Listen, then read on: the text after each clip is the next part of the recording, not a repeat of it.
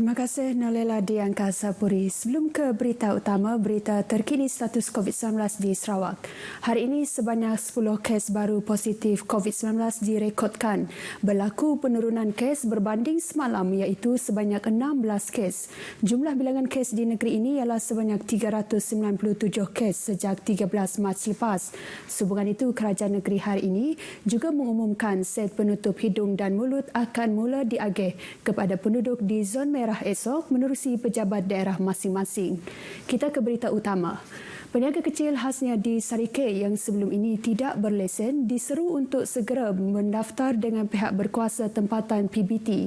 Menteri Muda Pembangunan Bandar dan Sumber Asli Datuk Len Talif Saleh berkata, hal ini penting bagi membantu peniaga menerima bantuan khas Sarawak Kusayang berjumlah RM1,500. Datuk Len Talif Saleh yang juga Adun Kuala Rajang menjelaskan, setiap permohonan untuk mendapatkan bantuan itu akan dinilai dan disemak bagi memastikan mereka benar-benar menjalankan perniagaan kecil. Ini bagi mengelakkan individu tidak bertanggungjawab mengambil kesempatan dengan mendaftar diri mereka walaupun tidak pernah menjalankan perniagaan. Mengulas berkaitan peniaga Bazar Ramadan pula, Datuk Len Talif menasihati agar golongan itu akur dengan keputusan kerajaan yang tidak membenarkan operasi Bazar Ramadan. Dalam keadaan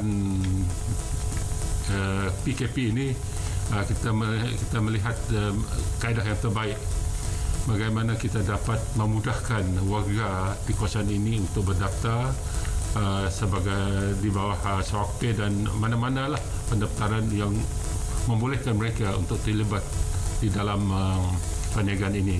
Datuk Len bercakap demikian semasa sidang media di Pejabat Residen Sarike. Perbincangan juga sedang dibuat bagi mempertimbangkan 181 orang peniaga yang sudah berdaftar untuk berniaga di Bazar Ramadan di Sarike tahun ini untuk turut layak menerima bantuan Sarawak Kusayang itu. Polis Sarawak menahan 112 individu yang ingkar PKP tahap 3 dalam tempoh 24 jam sejak 8 pagi semalam hingga pagi tadi. Timbalan Pesuruhjaya Polis Sarawak Dato' Dev Kumar dalam kenyataannya berkata, daripada jumlah tersebut 36 orang dituduh di mahkamah. Dalam kenyataan medianya, hari ini beliau mendedahkan Kuching merekodkan tangkapan tertinggi iaitu 36 orang diikuti dengan Miri 14 orang dan 14 orang di Padawan.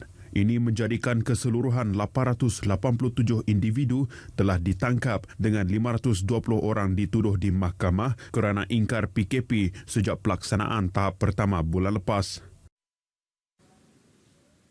Dalam pada itu, ketua masyarakat di Bario boleh mengambil pendekatan tersendiri bagi mengawal pergerakan penduduk dalam tempoh PKP. Pegawai Tadbir Penguasa Pejabat Daerah Kecil Bario Edwin Jeranggai berkata, dengan kekurangan anggota polis di daerah kecil itu, ketua masyarakat perlu memainkan peranan secara berkesan. Saya memantau pergerakan anak buah masing-masing sebab polis memantau bagi kawasan jalan darat ataupun roadblock di sekitar Pekanbaru. Tetapi di kampung masing-masing yang pedalaman, yang tidak ada line telefon, susah untuk dihubungi. Ditemui RTM di Bario, dedah Edwin lagi, pekan kecil dengan populasi sekitar 7,500 orang itu yang masih lagi bebas COVID-19 harus dikekalkan. Malah kawalan tentera darat di sempadan juga telah dipertingkatkan bagi memastikan tiada kemasukan penduduk negara jiran ke daerah itu.